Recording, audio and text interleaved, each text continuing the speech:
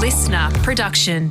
Hey, Teabaggers, a real quick note to say Tofop is coming to Tofop. That's right. We thought we'd make it easier for you to get Tofop and Fofop in the one place. So that's what we're doing. As you might know, Tofop is our Tofop with Friends show. Yep. Will and I take it in turns to catch up with friends of the podcast, people like the Dollops Dave Anthony or Auntie Donna's Broden Kelly or anyone else we can trick into coming on. Every Friday, we'll share Tofop with you right here.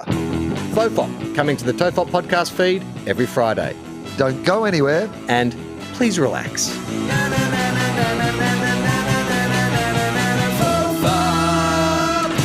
The creators of this podcast would like to acknowledge the traditional owners of the land on which it is recorded. Aboriginal and Torres Strait Islander people are the first storytellers of this land. We pay respect to their elders, past, present and emerging, as well as any Indigenous people who may be listening today.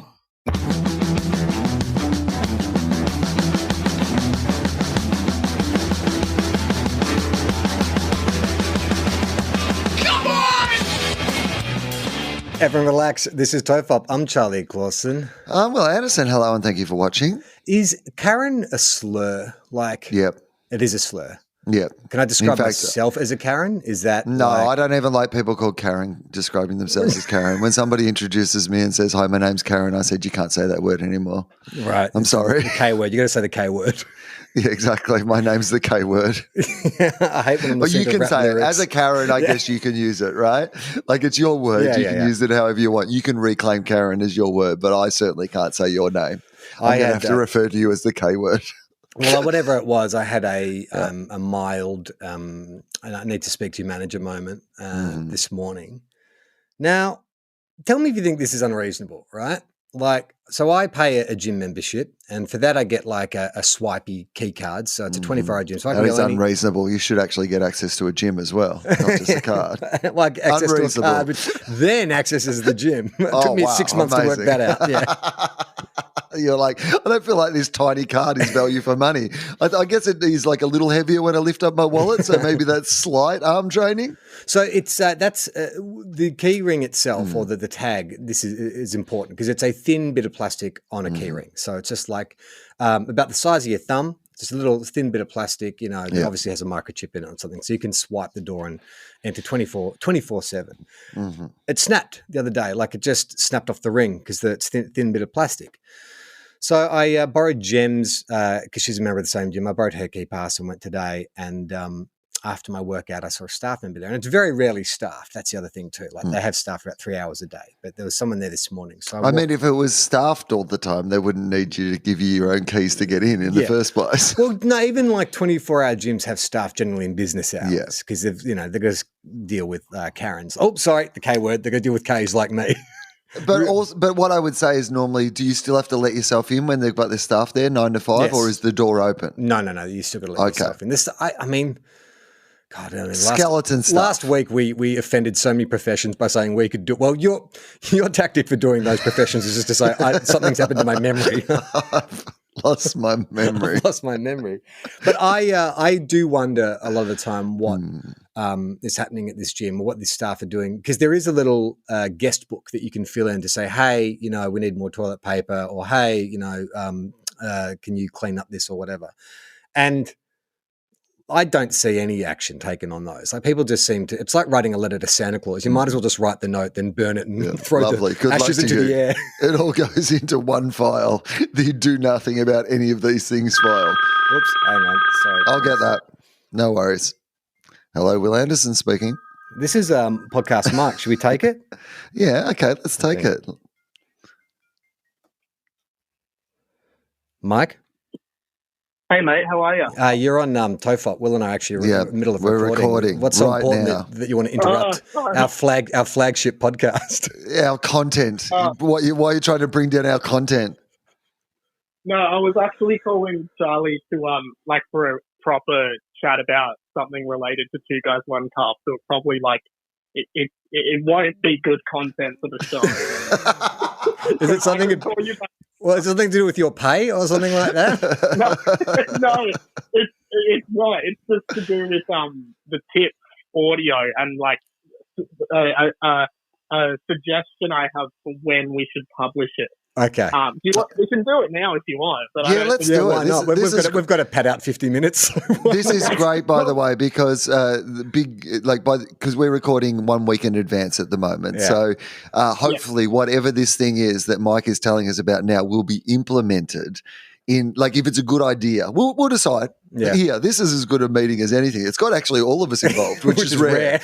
So this might be the one way to get me involved in one of these team meetings is to ring in the middle of us recording a podcast. This is a good plug, a little bit of organic cross promotion for the fact that people can find our which is basically Two Guys One Cup is basically Tofop, which is vaguely related to AFL football. But if you like this podcast and you don't like AFL football, I think there would still be things in that podcast that you would enjoy. You can find it on the Listener app exclusively. And much like podcast Mike interrupted the flow of this podcast, he also interrupts the flow of Two Guys One Cup. He has a little segment called Mike Check. He's one of the team. He's one of the key casts. He has his own segment. That's right, own jingle. 1 2 1 2. Can start off. Mike check, Mike check, Mike check. So yes, what's your idea for the audio tips? So each week on Two Guys One Cup, we release our tips on Instagram and a little mini podcast that comes out. But Mike has some big ideas, some blue sky ideas. Yeah, well, now that you guys have spent 2 minutes explaining everything, I'm kind of regretting this call. So we were supposed to just be a quick phone call. But no, I was just wondering, Charlie, do you reckon, I was just thinking with the audio tips, if we're putting them up on a Thursday at the same time as we put the video up on Insta, would you prefer them to go up earlier? Because that way, they kind of lose relevance in an audio sense much quicker than people just scrolling through Instagram on the Thursday. Whereas if we put them up maybe on the Wednesday morning, at least we have people can listen to them for a bit long, have a bit more time for them to be relevant. Do you know what I mean? Sure. Yeah. I like it because I think people were probably accessing things in the podcast feed very differently to the accessing it on Instagram. Well, that's the whole point of putting the tips on. Is there's a lot of people who listen to the show who don't have Instagram, and they've been asking, "Is there a way we can hear the tips as well?" So that was the entire purpose of it. So I don't see any issue with. And for people who don't Wednesday. listen to the podcast, we are the only podcast that is brave enough to do our tips most weeks before the previous round is finished. So We generally record when there's one game to go in the previous round, and then we give our tips for the following week. Because if they go up on at midday on a Thursday, by the time you maybe even see that on the Listener app, it could possibly be Sunday, and it's no longer even worth listening to, really. You know it's not ever worth listening to in a sense of you should base your tips on what we are doing, but hopefully you would enjoy the banter regardless. But I agree with you, Mike. In fact, I think a Wednesday, Two Guys One Cup comes out on a Tuesday, doesn't it? Yeah. And so on a Wednesday, if the tips came out, they're already recorded. We record them at the same time as we're doing the episode. Audio tips on the Listener feed on a Wednesday. Instagram, if you want to see our faces doing the tips on a Thursday. I mean, Mike, I feel like this is a good contribution to the overall running of our business. Yeah, I think it's a good idea too. Well done, Mike. Worth interrupting the show for. Yeah. Awesome. Thanks, guys. Enjoy the rest of the show. Okay. And I'm going to put my phone on silent from now on. That was good though. I think that went well. That was a good organic piece of cross promotion. That's the sort of thing that they'll play at some podcasting school about how you can organically, mention another one of your products in the middle of one of your pre-existing products. What were we talking about now? I've completely forgotten. Yes. The gym. Okay. the gym, Yeah. Okay. So, the key ring snapped, and it snapped off at the ring, right? And it wasn't through any misadventure. It was literally I just pulled it out of my pocket and it snapped off. So I went to the gym today, borrowed Jem's pass, and I saw a staff member there. And so I went down and said, hey, I've had to use my wife's pass today because my keyring broke. Can I get a replacement? And she said, yeah, sure. That's $25. And I was like, yeah, but I said, I pay a weekly membership fee. Surely that covers incidentals like my key pass. How long have you had the key pass for? As long as I've pretty much lived here, so almost 3 years, 2.5 years. Okay, yeah. So I think there should be some sort of Like you should get one every year or one every 2 years. Like I understand if you're coming in every 6 weeks going, I've broken my key again, then eventually you're going to send the gym bankrupt with your key fees. But if you've been a loyal gym member going to that place for like years, and this is the first time you've asked for a replacement key, that does seem like, how much do you think, have you priced how much one of those things actually costs? Like, are they taking a cut off the top? Don't have I mean, yeah, definitely there would be. I mean, they're a gym. They take they make money every which way. Like they are the most aggressive.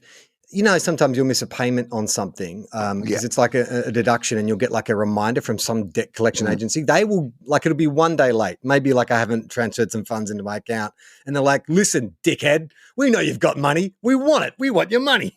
Don't you think about not paying. We're coming to get you. Like it's one of those kind of debt collector emails. Yeah. Most of gym membership seems to be like some sort of pyramid scheme, essentially. Because they lock you into an 18-month contract. Lock you into these contracts that even phone companies wouldn't dare propose to you these days. And they hope you don't come. Like, that's the difference. They actually hope you don't use the product. Like, they're pissed off when you rock up. Like, I mean, this gym doesn't even staff it 24 hours a day. They just say, you know what? You let yourself in at night. Well, here's what I'm saying. That's what I said to her was I said, look, it wasn't like you provided with me with this key card. It was you decided the manufacturer was trustworthy enough that this would last me my whole gym membership. This is a good point, actually. And it broke. So the onus is on you. How long is it meant to last? How long is this flimsy piece of plastic meant to last me? Yeah. Like, this is a disincentive for people to be long-term members of your gym. It's ridiculous. And it's also like, where is my money going? Like, I'm paying that monthly membership for what? For you to occasionally dump a book of suggestions in the bin that you never seem to fulfill? Yeah. Well, they have to pay somebody to clean out that suggestion bin. I mean, you know, when I was going to a sort of a big city gym, like I'm no big city exerciser. I'm no fancy big city gym junkie. But, you know, they would have staff there and there was personal trainers and there was a masseuse and there's all this kind of like added on. They don't have that. That's just like literally, and that's kind of, and to be honest, that's what I like about this gym is it's like having your own private gym because often it's a country gym. There's no one around. You often walk in there and you're the only person. But $25 for a piece of plastic. I mean, I paid it in the end. Yeah. But boy, did I complain about it. Like, boy, did I. And you could just see on her face, she was just smiling and nodding. And she was like, I know you're going to, but you got, what choice you got? What are you going to do? This is the only gym for 30 kilometers. Like, if you want to come here, you got to pay the $25. You can not come, I guess. I guess that's you are still locked into 94 more years of your contract. So you can come or not come. That's up to you.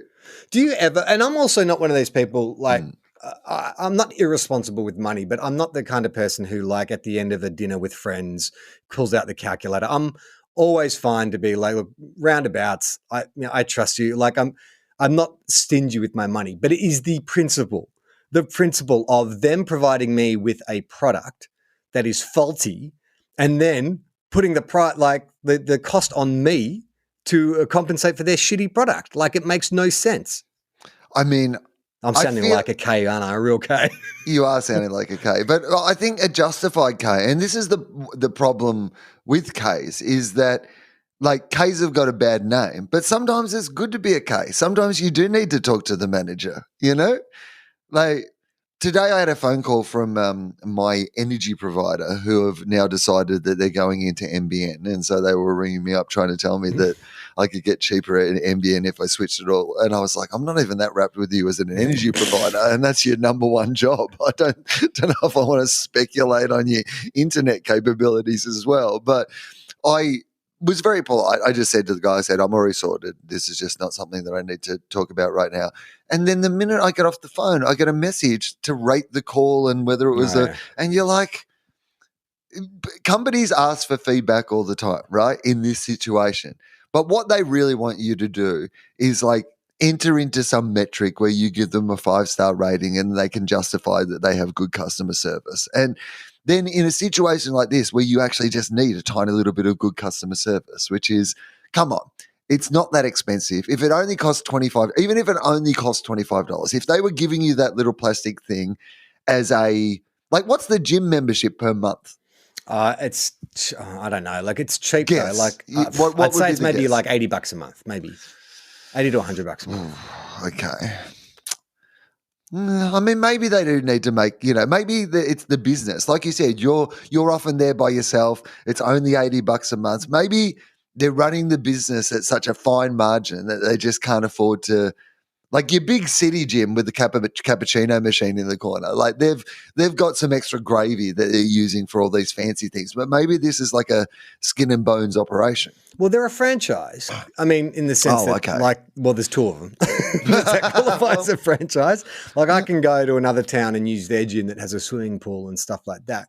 But here's what I would agree that in the first instance that you pay for so you factor in there's a joining fee, So you pay a joining fee, which includes the card and whatever kind of admin costs, and then it's a monthly deduction. But from that point on, like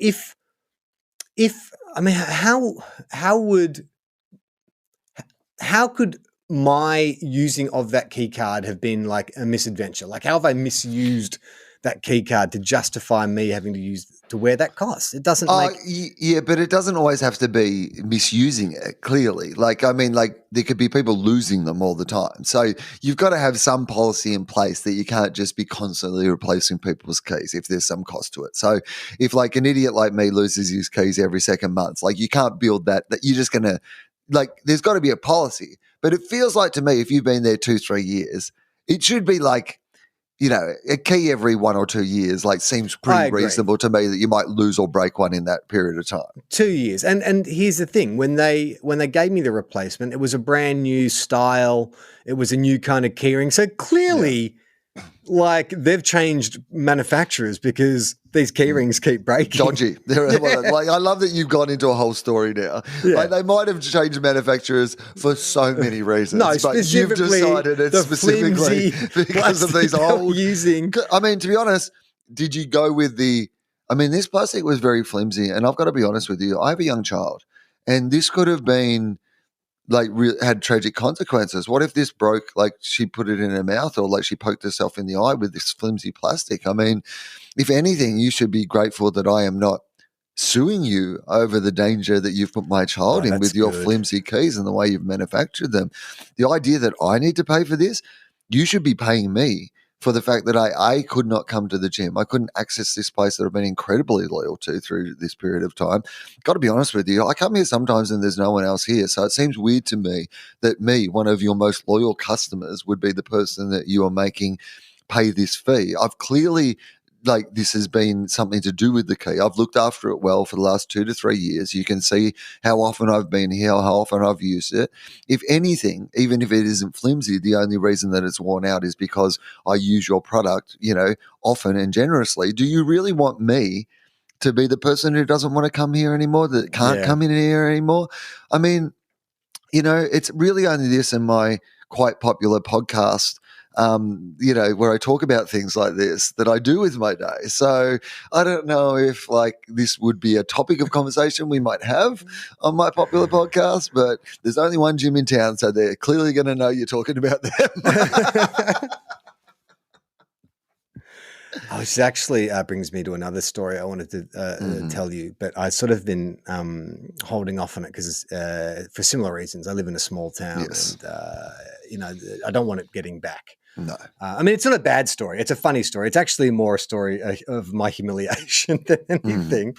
So I will change certain details to protect anyone who may hear this story. But at that same gym, Will, because it's a small town, you pretty much know everyone who goes to the gym, and there is a waitress in town who's very attractive, and she uses the gym. And because it's a small gym, when everyone arrives, you sort of see them, when they arrive in their cars. And she drives a very distinctive car. Anyway, Gemma and I were at said restaurant, and Gemma says that thing that your partner sometimes says, which you're like, how do I respond to this? Where she's gone, wow, that girl's really hot. Mm-hmm. And you're like, in your head, you're like, how do I agree? Or is it weirder if I say nothing or ignore? And then if I say, oh, I hadn't noticed, that's going to sound like a complete lie. So in this instance, I was like, yeah, no, she's really attractive. I said, she goes to our gym. And Jim's like, oh, yeah, I think I've seen her. And I'm like, yeah, that was all fine. then when we're leaving the restaurant, I just, apropos of nothing, see her car and say, "Oh, that's her car." And Jim's like, "What? How do you know what car she drives?" That's her number plate. And she'll be going home to her address, 8 Smith Street, Smithtown. And so I'm like, no, like it's not weird. It's just like, she goes to the gym a lot as well. And, I see her in the car park and it's just, and Jim's like, that's weird that you would know exactly. And I said, I don't know exactly what car she drives. You do. You know exactly what car she drives. You said that's her car. That is the definition of knowing exactly what car she drives. So anyway, I tell our mate Sam about it and he's cracking up and he's like, "You fucking idiot. Like, why did you say that? Like, there's no way that doesn't sound weird. Like, you should have just." You know what I love is that, like, when you initially said, "I know what her car is," I was about to go into you about knowing what her car was. And I'm so glad I just paused to let this story play out because absolutely it is weird. Yeah. So Sam's like, "Why do?" And I was like, "I don't know. It's just." Mate, I've known you for 20 years. I don't know what car you drive. That's a good point. So anyway, I said, "Oh God, like what, how do I?" And Sam's like, "Well, just, like you just need to take out any tension from this situation." So the next time we're at said restaurant, I made a point, like Gemma and Anna were there and she was serving us and I made a point of like introducing, like, she actually said, "Oh, I haven't seen you guys in here for a while." "Oh yeah, we've been away, blah, blah, blah. Charlie, that's Gem, it's our daughter." And "Hi, Anna." And we have a brief chat and stuff. And then, I'm thinking, "Oh, that's cool," because now it's sort of been all demystified and all that kind of stuff. Here's my family. Here's my family. Nothing's weird going on. I happen to recognize your car. I shouldn't have brought that up. I realize now that was weird. So anyway, a couple of weeks later, Sam comes around and we're going to go to the same place for a drink. And so we're having a chat and he's still laughing about the fact that I brought her the car. And I said, "No, like it's all cool. Like everything's cool now. Like, I introduced myself. She knows who I am, that she knows the family. There's nothing weird about it now. And so we go up to the front door and she's at the front door, like, seating people. And I said to her, "Hey," because, she introduced herself and I used her name. And she looked at me and she's gone, "I'm sorry, how do I know you?" And I'm like, "Oh, because I'm in here all the time. I was in here with Gemma and my daughter last week." And she's like, and Sam is fucking dying. We sit down and then like she switches from front of house to then being our server. And I'm like, "Oh God, this is," and every time I could just see Sam like like sitting there, like waiting for his moment. So Sam is just like killing himself. And I'm like, "Please do not say anything." No, and Sam's like, "Isn't it amazing? Isn't it amazing that you've memorized every detail about this out of her life?" And then the next time you go, she doesn't even recognize you. And it's scarred me to the point now where I used to see her at the gym and just like a nod and a hi, like you usually do in a small town. But because of that moment, every time I see her now, I'm too scared to make eye contact. Like I completely blank. And I feel like it's one of those things where, I am now in an age where I'm invisible to certain, like, what it's like. Once you get over 40, I think anyone who's like 30 and under, you are. Absolutely. I know that is absolutely the case. Like, it is amazing actually when it happens. Like, particularly I think you notice it even as a person in the public eye, because I am no more or less in the public eye than I have ever been at the moment, still do the same shows that I've done and all those sort of things. But there is a generation of people of a certain age that you could like literally walk by in your show clothes next to a poster of your show and they'd be like, "Did not see you." Invisible to me. It's weird when that happens because I get it, because then I think back to when I was in my, 20s, early 30s or whatever, and old people just, they're all the same. They just looked old. They're generically old. Yeah, and you can't quite place them. Is that guy, because I told you that story about that show I worked on with all those teenagers, and one of them showed me a picture of an actor that I reminded her of, and this dude was almost 60 years old. And I was like, fucking hell. I thought I take care of myself. I don't think I look like, Harvey Keitel. I know, but this is the thing. Like, we still think that we look young. And look, in a general sense, older people do look younger. We all dress younger. We have younger looks. We look in the mirror every day, and so it's gradual to us. But if someone's looking at you cold, or they've only seen you 3 or 4 times, you're just an old guy. You're just a generic old guy, and you could be anywhere from 45 to 60 as far as they're concerned. like it has changed. There is no doubt about that. But because Michael Chamberlain in his excellent show, unfortunately, by the time people hear this, like his show will be over at the Melbourne Comedy Festival. But if he does it again, which I think he definitely will, was about the history of AFL. In fact, I think he should turn it into something because I loved it. But one of the things he did was like showed this photo of this footy team that were like, all the men were in there, like, you know, from back in the 30s or whatever it was. And all the men in this photo are in their like 20s, mid-20s, and they all look 90 years old, like they've worked down coal mines all their lives. Like I do think that our generation does look younger, but what I don't think is that we look younger to young people. To young people, old people still look old, like generically old. Like there's that point where like you're young enough that almost anyone over 30, 35 is just generically old. You might as well all be the same age. And so even though I think we look younger still than like, you know, our dads did or our granddads did, to young people through their eyes, we still look generically old. I remember there was a photo that Hugh Jackman posted on Twitter around his 50th birthday, and he had fallen asleep, like he was shirtless, and, you know, he still looks good shirtless, but he'd fallen asleep on a sun lounge, and one of his kids or his wife had taken a photo of him, and it was one of those really unflattering, like his mouth was half open, like maybe a bit of drool running out. And he was like, you know, you think you look good, and then you see a photo of yourself and you realize, fuck, I'm 50. And it's exactly that. Even Wolverine looks fucked up. Mate, I'm in the middle of the comedy festival at the moment, and I, like, these days, like, you know, I keep myself clean. I try to get plenty of rest. I, like, really look after myself for my voice and all those sort of things. And I'm still so tired every day. Like, because I'm just don't even have a kid, mate. Fucking add a toddler to the mix. It's like, I'm just like, exhausting. I'm old and I'm tired. Like, it gets harder to do things every year because you're just older and tireder. Yeah, it's funny. I used to, like, my mum used to just love sitting. Like, she would just get somewhere and sit, you know, or she'd have 3 or 4 places around the house you'd just find her sitting. Sometimes she'd be reading, but more often than not, she was just sitting. And I was like, in my head, I was like, oh, isn't that great? She's so, like, just at peace with herself and just, like, content. But I think it was just literally sitting down. Fucking I need to tired. Absolutely, just sit down.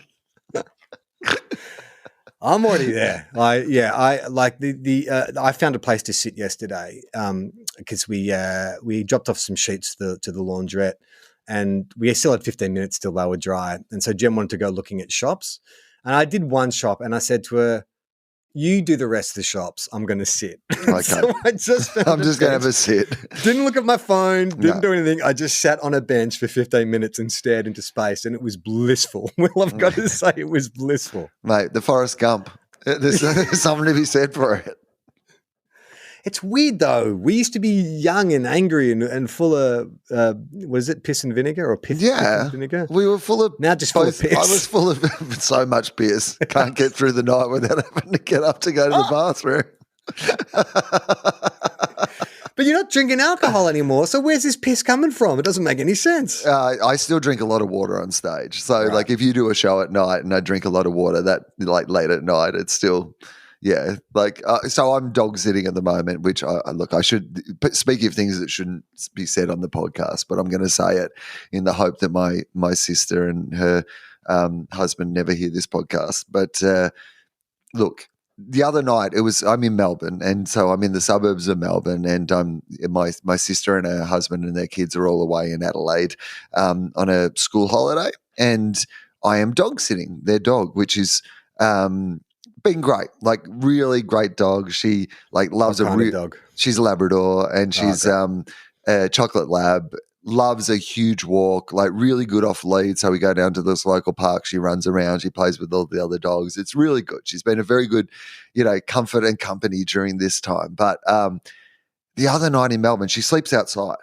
And the other night in Melbourne, it was so cold and so wet and so rainy. I was just like, you're sleeping inside tonight. Like, I know this is not, but I know this is against the rules that they've worked very hard. And is that because your sister grew up in a farm? Is that an old throwback to farm days, or is that just? I mean, like it's not like because I find people who grew up in the country, have a bit of a different relationship. The animals are meant to sleep outside. Yeah. Whereas me, city boy, like Junior would sleep in my bed on my pillow. Yeah, correct. Yeah, that's right. Like, I don't really understand like the purpose of an animal if they sleep outside. They're meant to sleep next to you and like hug you in the night and keep you warm. So she has a kennel, like, so it's like she has her own house outside and it's all undercover. So it's not like, there would be any, like, she'd be protected from the elements. And I'm very it was probably, she would have been fine to sleep outside. She wasn't asking to sleep inside, but it was me, the person who normally lets the animals sleep inside, who was like, it's too cold and rainy out there. You've got to come and sleep inside tonight. How stoked was she? I mean, not as stoked as I would have thought, actually, to be honest. What an ungrateful bitch. And I say that in an absolutely specific technical sense. Ungrateful bitch.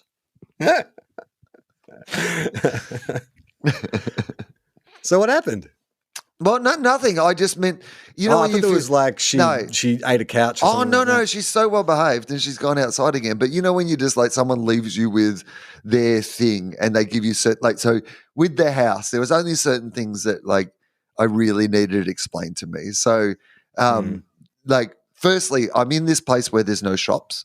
So like it's like you forget about the suburbs, that you go into places where you walk the dog for like 5 kilometers and there's no shops. You don't go by a shop.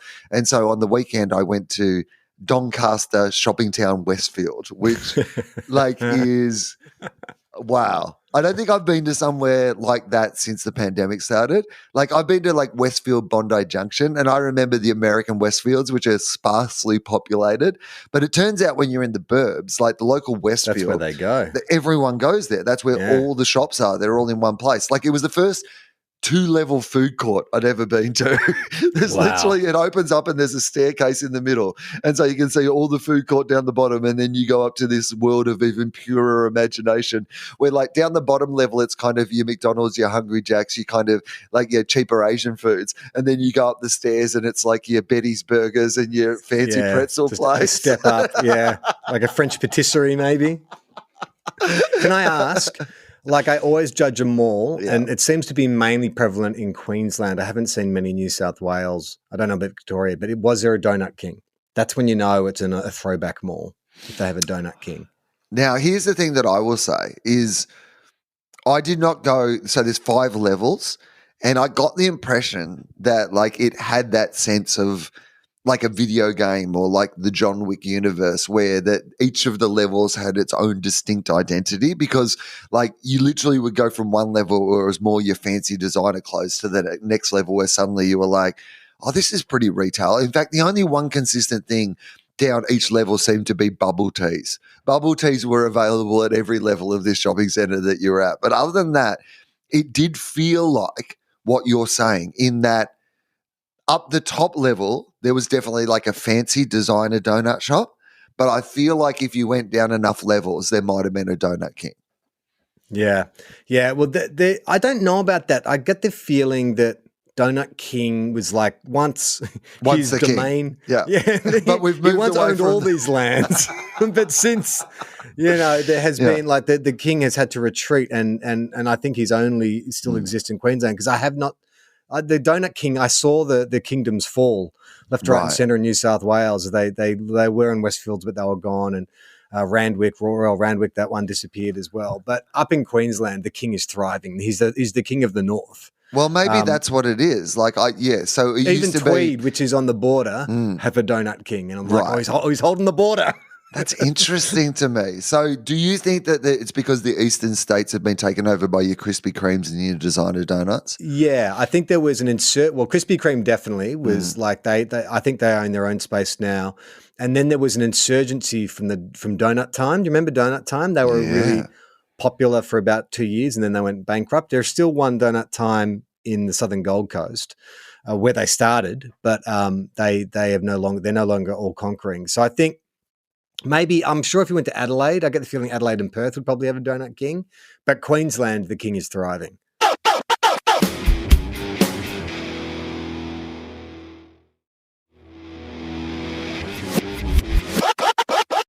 Okay, here we go. So there's 25 Donut Kings in Australia. Yeah. In all of Australia. So I've got the store in all the lands. in all the lands. So they are in South Australia.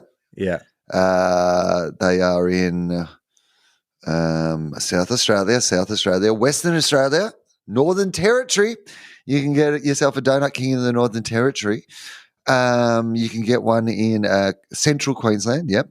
Townsville, Queensland. Hang on. Here we go. We're getting closer. Okay. East Gardens, New South Wales. Not really sure where East Gardens, but it's a Westfield. Townsville, Queensland. Mount Gambier, South Australia, Queensland. You might be So right. why is Victoria the holdout? Or isn't it New South Wales is East Lakes, you said? East Lakes. There's one here that says in Griffin Plaza, Griffith in New South Wales, but it says it's temporarily closed. So I don't think that counts. Is Dan Andrews? Do you think Dan hang on. Andrews We found one in group? Victoria. Bendigo Okay. is your place. You got to go to Bendigo in Victoria if you want to go to a Donut King. Kangaroo Flats got one in Victoria. We are talking very suburban here, though. Dubbo in New South Wales. Rural, that's right. He's been driven out of, so the Donut King was driven out of the cities, clearly by Krispy Kreme. I think maybe once Krispy Kreme took over, like Wagga Wagga, mate. If you go to Wagga Wagga, you can't not just get arrested. You can get yourself a donut at a Donut King in Wagga Wagga. That'll still happen. Sunbury is like close to the city in Melbourne. Well, closer to the city. Caroline Springs. Oh yeah, you can still get one there.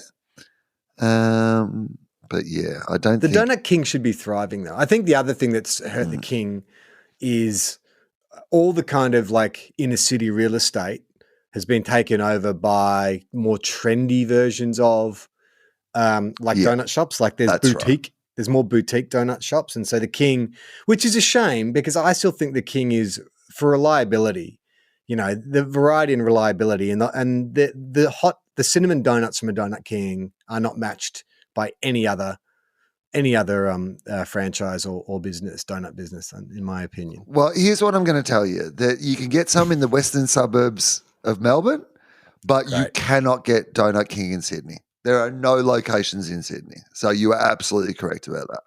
Yeah, that makes sense. Like Sydney fell for the Krispy Kreme. And Krispy Kreme I do not rate at all. They are gross. Like a Donut King, it tastes like a donut. Do you think if somebody got on a plane with a box of Donut King, people would be fine with that in the same they are with Krispy Kreme donuts? I think so, because, there used to be another rival to Donut King prior to Krispy Kreme called Mr. Donut. Oh, yeah. So if you went to 7-Eleven, they were all Mr. Donut donuts. Mm-hmm. And now Mr. Donut has been, I believe, there must be a deal with Shell service stations or one of the big kind of servos, because they are the best donuts. The ice donuts are the best ones because they're fat, thick, like dough. And the icing, if you get one of those and you put it in the microwave for 10 seconds, you ding it, then you get yummy, runny icing on a warm donut. But it's only the Mr. Donuts. Okay. And they have been, so they're only available in servos and also certain supermarkets. I think at Woolies or Coles, you get boxes of 4 Mr. Donut donuts. Okay. All right. Interesting. So, yeah. This is Charlie's Donut Minute. Donut Chat. Like, we haven't had Donut Chat for a while. I've got to be honest with you. I have been eating more donuts than usual. Like, so I'm not normally, donut is not normally my go-to food, first choice. But you know what got me back into it?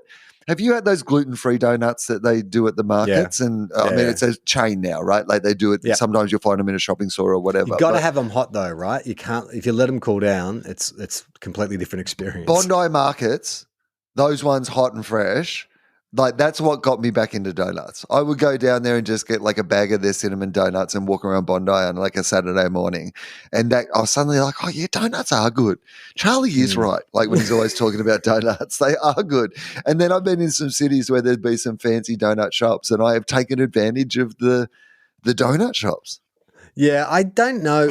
I'm in a weird transitional point with me and donuts. Like I'm finding that I don't know what's happening to my gut, but when I eat very heavy white flour, like pastries and shit like that, it hurts a lot. Like I get stomach pains afterwards. I don't know if I'm becoming gluten intolerant or whatever, but the last couple of fancy donuts I've had, like boutique, have been, I mean, we talked about it one last year. Well, remember when I woke up with like chest pains and shit? Like, I mean, I did have a lot. Yeah, you had a lot of donuts. I OD'd on donuts. But since then, I'm just not enjoying them. Like those ones, the gluten-free ones are okay if I can have one or two. But I had a one from a bakery that was like all fancy, you know, homemade raspberry jam and stuff. And I was like, this is not sitting well in my gut. So I don't know.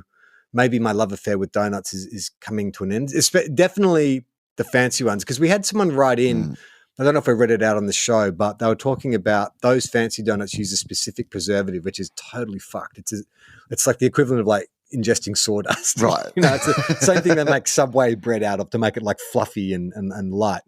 And I think that, yeah, I you know, to go back to being a middle-aged man, the shit my body is coming up with to just like throw me. Like every time we go away, I've got like all these creams and ointments and stuff because, you know, I get little eczema flare-ups, and every time we go away for like 3 or 4 days, I'm always like, well, I won't take my creams and stuff because like what could happen in 3 days? And every single time that's when I wake up and I've got like huge blotches on my face. And you remember those lumps that I used to get on my head? I haven't had them for like a year. And I was like, oh, I've cured myself. Clearly. No, they're back. They're back. I've got this one. Like it's painful to put my hat on because I've got these lumps on the back of my head.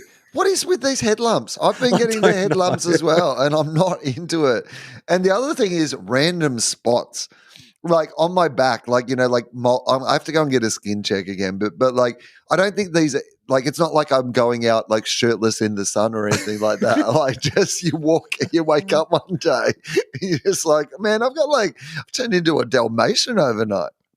Yeah, well, yeah, I think that's just. I saw a photo. They're age spots, right? Like just getting older, right? Yeah, I had to take some photos because I'm doing the show in a few weeks. It's just a sign we're dying, right? Yeah. The makeup team, they said, could Charlie send like just a selfie, you know, front and side selfie so we know what we're dealing with. And I saw these photos and I'm like David King. I saw these photos. And I was like, what is wrong with me? Like, it looked like I had special effects makeup on. Like, my skin was so, like, mottled and discolored. And, like, my beard was, like, it was growing, like, it had grown down my neck. Like, it had no visible finish line. And my skin seemed to be hanging off my face. And it must have been the way the light was hitting me. And I'm like, they're gonna rip up my contract. They're probably going to look at these photos and go, no, we didn't want this thing. No, we wanted a guy from the audition. Guillermo del Toro movie. Like, you're a hideous monster that can't be loved. It was so confronting, but I guess that just is that thing of, when you hang around young people, Will, when you see young people, they are just so like, and I guess it's like when you get a new car, right? Like there's no dings in them. Everything's smooth. Like they just look like they can go faster because it's just like there's just no edges to them. Whereas I feel like I'm all edges at the moment. Like everything, everything you eat, every bad decision you've made, every time you've gone out into the sun without sunscreen on. Now we're paying chickens have come home to roost. Yeah. We'll never pay for this. Speaking of chickens coming home to roost and bad eating decisions, the one thing that I have been doing while I've been here is that the fridge here is full of Anderley farm eggs. And on the first day, like my sister was like, there's heaps of eggs if you want to have some eggs. And I was like, I'll probably have some eggs, but I'm not going to like overdo it, like eating eggs. And then I had some of these farm fresh chicken like just eggs, like from an actual chicken on an actual farm. And oh my God, like I've eaten eggs every single day I've been here because they just taste so different and so amazing, like so tasty. Well, when I was hosting Getaway, one of the episodes that's coming up, I think it's coming out this month, I don't actually know. I go do this cooking course in Cambodia with this, traditional Cambodian style of cooking with this chef.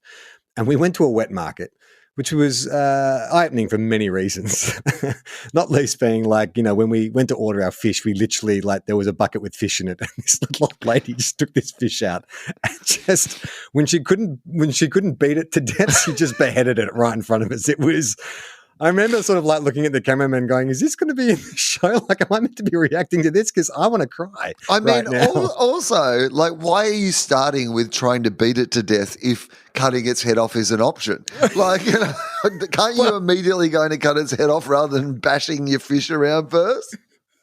So she beheaded this fish, gutted it, gave it to us, and so then we went straight to the kitchen and we cooked this made this fish amok, and like, so we grabbed everything from the market. The fish like had died literally, half an hour ago.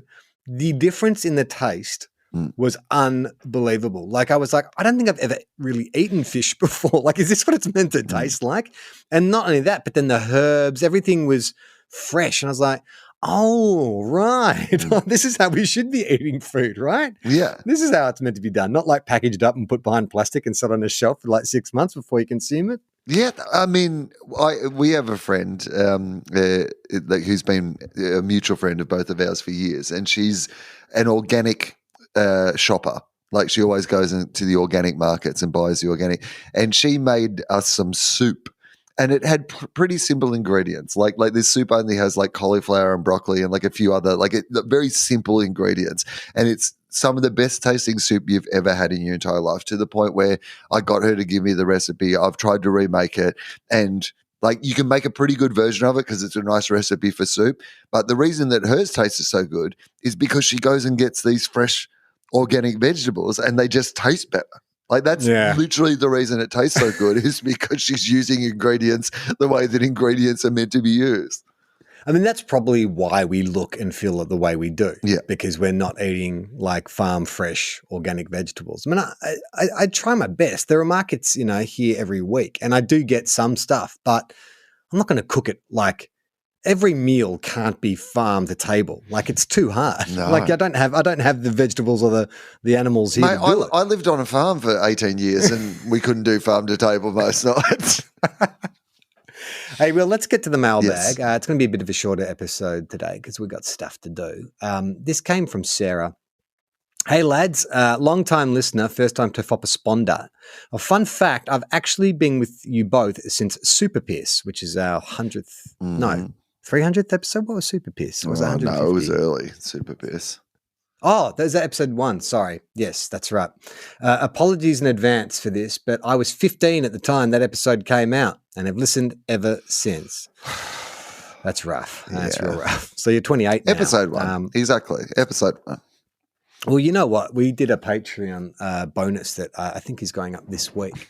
And in it, we had a letter where someone was talking about, I never laughed so hard when you guys talked about hiding weed in your foreskin.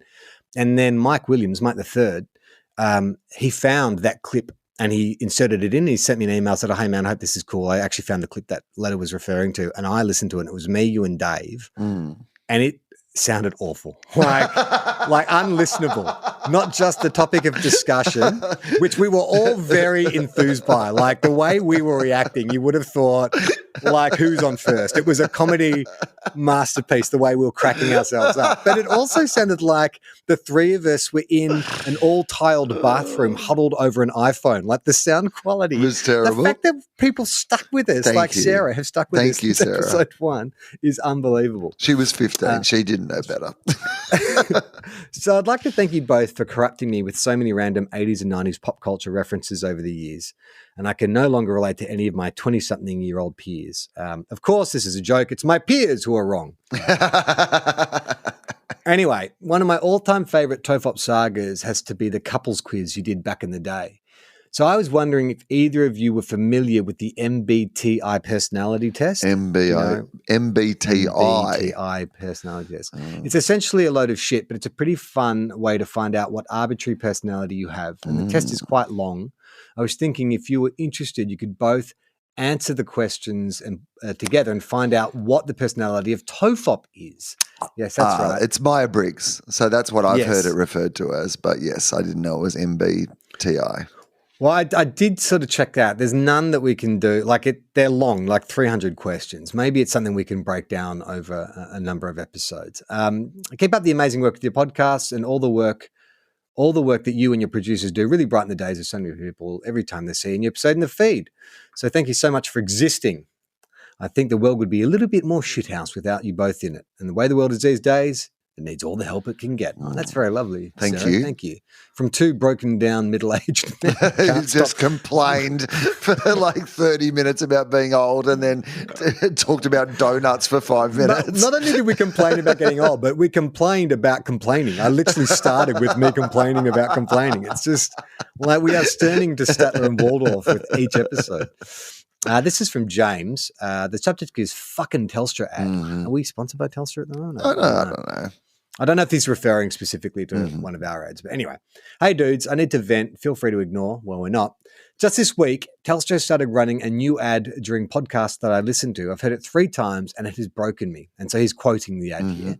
I'll do because I've actually done voiceovers for Telstra. So this is, I'll do my Telstra voiceover voice. And it's not Kingy. So if you're wondering why I keep referring David King, it's because Will and I had an off-air conversation about Australian footy analyst David King. Telstra has more coverage. What's my Telstra voice? Now you are still doing Kingy. You can't get Kingy. I've got to get closer to the microphone. Telstra has more coverage than any other network. It includes 9,800 kilometres of extra highways and roads where your maps will still work, so you can finally venture way out to get the world's best Sosso roll without getting lost. And so now this is James again. He said, who the fuck calls it a Sosso roll? Is this a regional thing, a young people thing? Is Stephen Silvani involved? I don't know why Sos gets a drive-by. I'm irrationally angry at Telstra for this. Sorry for bothering you. I'm going to go do some breathing exercises. Will, P.S., can you use your Gruen contacts to let Telstra know how much I hate this ad?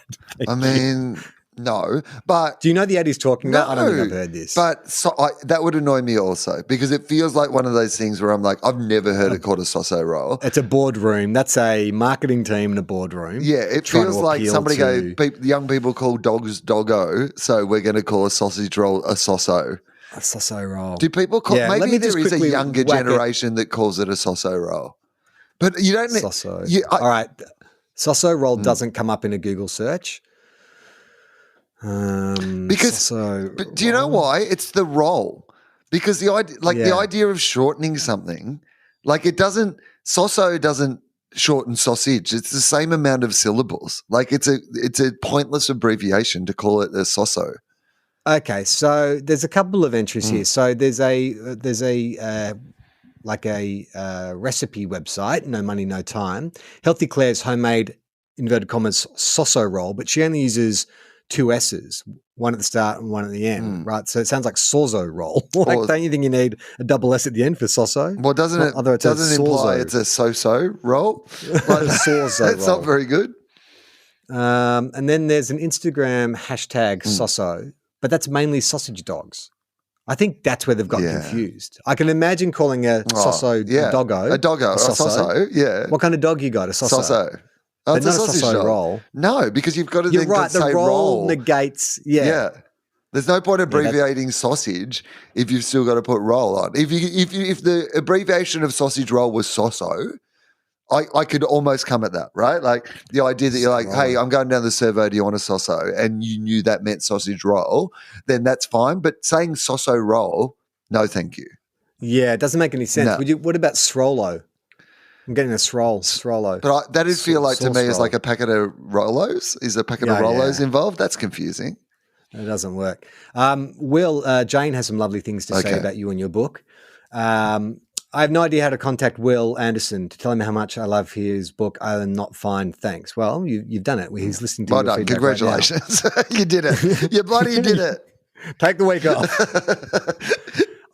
I care about the climate crisis, COVID not killing people and disabling lots of people. I mean, I think she means that's she's married those points up. She's not. She doesn't care about disabling people. That would be a weird twist.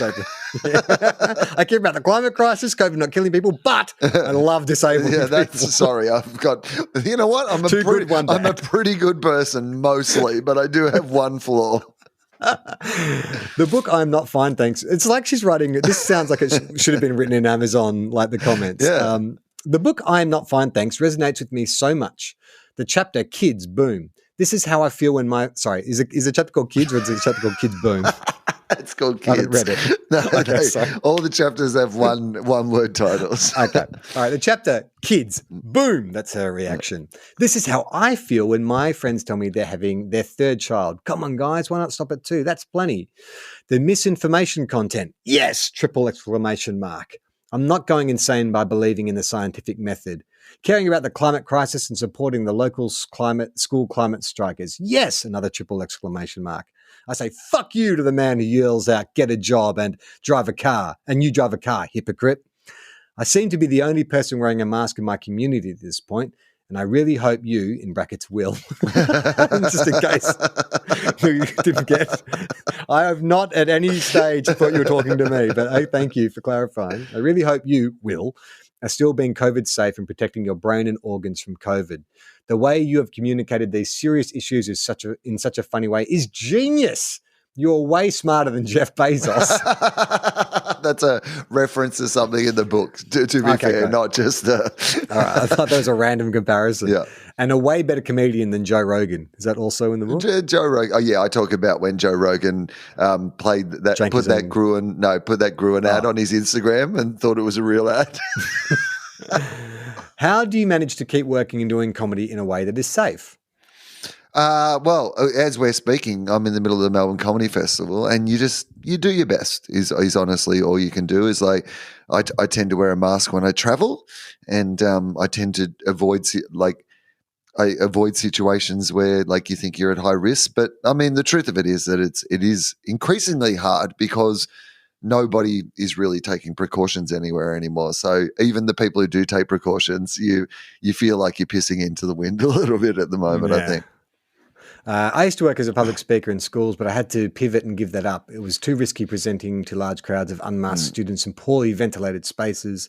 I hope you're able to work in a safe way. Thank you. Your book is giving me a little more strength and confidence in a time when I really need it. Take care, Jane. Well, there you go. Thanks, Jane. I appreciate that. Yes, my book, I Am Not Fine, Thanks, available, for purchase everywhere. But if you come to one of my shows in any of the cities that I'm doing my Illuminate tour, I also have signed copies available after the show at each of those places. So by the time people hear this, Melbourne will be over. But Sydney, Brisbane, Perth, Townsville, all those places, there'll be signed copies. More of the book. dates than Donut King, it sounds like. Like, You're going to be in more places. I'm than actually the Donut going to King. some Donut King type places as well, like later in the year. We should check some out. I reckon just do a little, my tip with the Donut King, I mean, I reckon the cinnamon donuts are always like, they're a go-to. The jam ones are pretty good as well.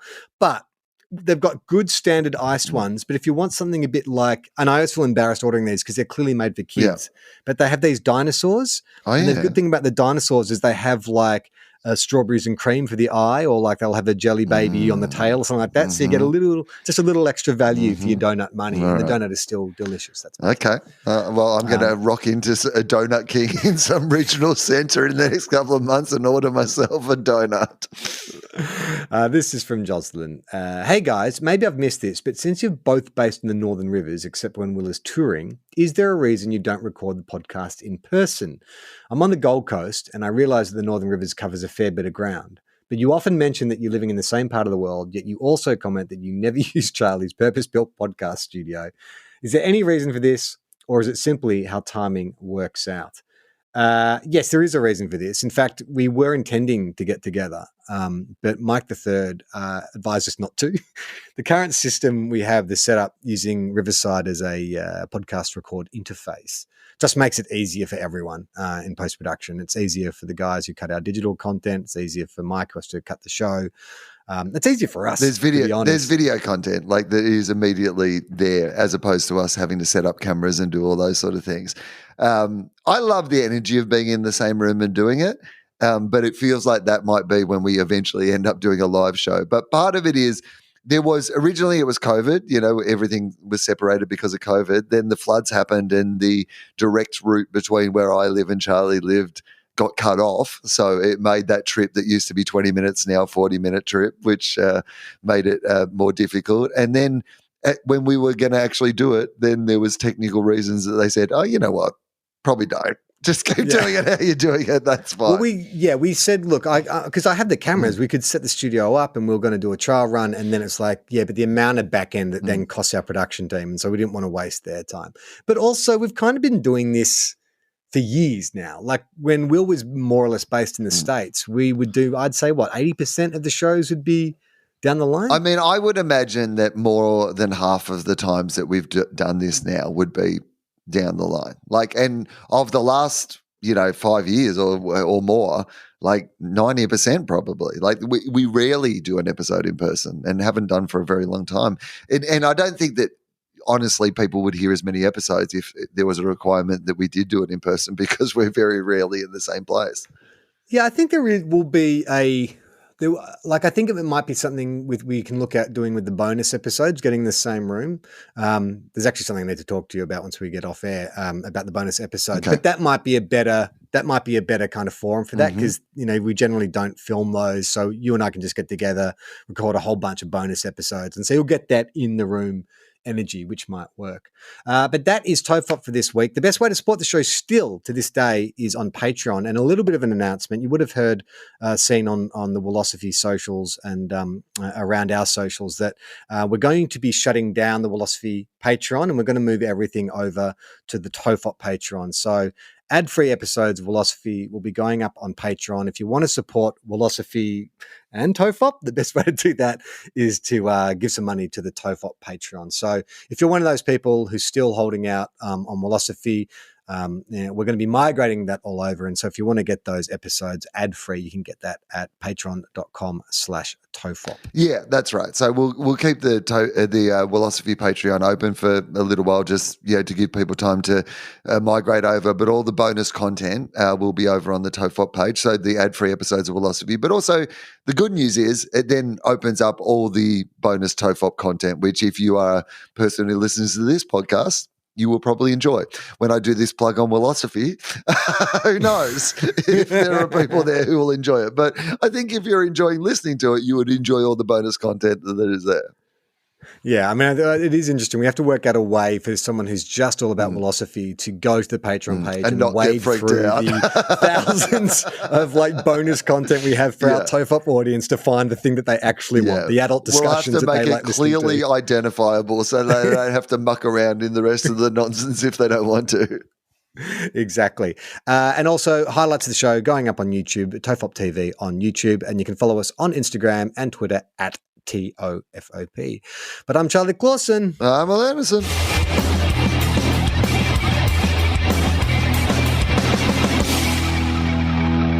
How long? Not long. Everyone relax. Fucking stupid.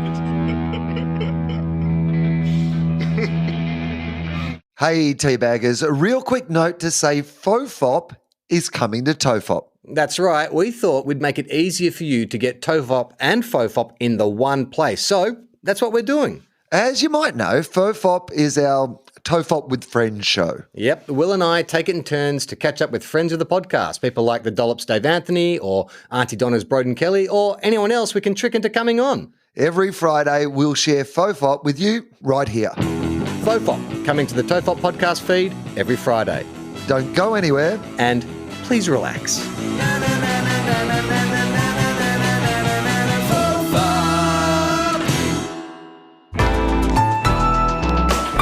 Listener.